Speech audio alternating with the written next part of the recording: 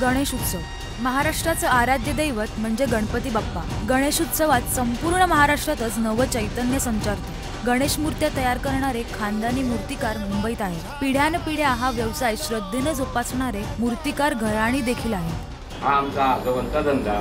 जवळजवळ आज या कारखान्याला 140 वर्षे झाली। अण्णा आमचं काशीनाथ गणपत मोरे, आता ही आमची चौथी पिढी चालू आहे। केशवजी नायकाच्या चाळीत जो मुंबईतला पहिला गणपती टिळकाने बसवला, तो आज आमच्या कारखान्यातून सतत गेली 119 वर्षे चालू आहे।